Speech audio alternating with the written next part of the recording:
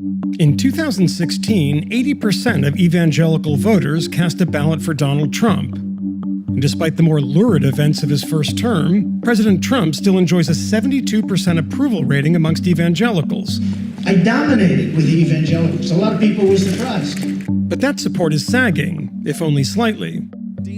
Rob Schenck has been one of the country's most effective and notorious political evangelicals. A fire-breathing anti-abortion activist, Schenck fought alongside infamous Alabama Judge Roy Moore, blocked access to abortion clinics, and, with an office on Capitol Hill, spent decades lobbying Republican senators and presidents. But Schenck recently shocked his former comrades by softening his strident message and excoriating them for making what he sees as a Faustian bargain with Donald Trump. And he's urging evangelicals to not only abandon the president, but to embrace his Catholic pro-choice opponent. You're partially to blame. Were you part of a movement that set, way of speaking that became standard with Republicans? I certainly fostered the culture that we now see embracing Donald Trump and championing Donald Trump sycophantically. I used fear-mongering. I preached hundreds of sermons in which I painted Democrats, whom I at times referred to as Democrats. I sat in many strategy meetings, particularly with fundraisers, who would say, "Give me more fear and more anger. We should have never done it. It should have never happened. That is the politicization of American evangelicalism. We should have never gotten in bed with the Republican Party." The history of politicizing religion is from bad to absolutely disastrous. And we are living through it now. In fact, I do wonder sometimes if American evangelicalism will survive this. I mean, this is something you dedicated your life to, and you are questioning right now whether that thing survives. And, sorry to be so blunt about it, but what was it all for? We've got a few federal judges. We've got public rhetoric that goes something like, now you can say Merry Christmas again, and no one will scowl at you.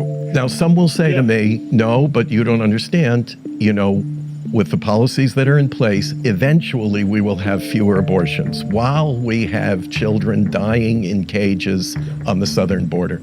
How many 14-year-olds and 9-year-olds will you trade for some newborns? That's untenable. Absolutely untenable. Was that the moment with Donald Trump where you said, this has gone too far?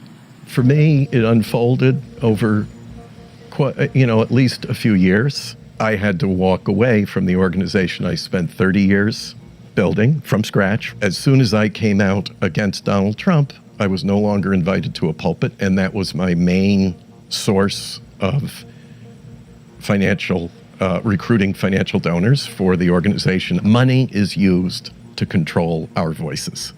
I can't tell you how many major donors sat down with me and said, "You go against Donald Trump, I'm withdrawing all my financial support." This happened to you? This happened to me. But you went against Donald Trump?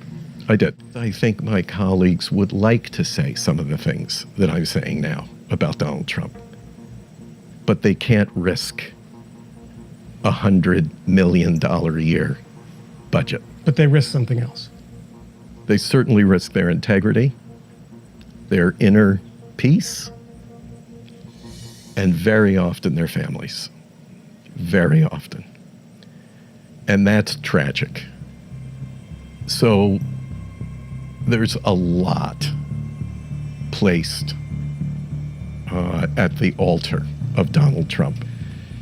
We just heard the Republican National Convention said we don't have policies anymore. We have no platform. It's whatever Donald Trump feels like doing today, this afternoon, tonight, tomorrow, Friday. It's all him. That's exceedingly dangerous. To me, that's the definition of a cult. What you have in the Republican Party now is a religious cult. If you look at the Democratic Party, its policies are far more consistent with what I call Sermon on the Mount and Matthew 25 priorities. Because you're, I mean, to be clear about this, you're very much in the minority. We're always going to be in the minority, but minorities can do very important things in a democracy. It just takes a small number of evangelicals to make a very big change in this election. We need to vote what is right and good regardless of party label. We need to do the most amount of good for the most amount of people in the most amount of ways for the most amount of time. That's why, for the first time in 44 years, I will vote for a Democrat for president.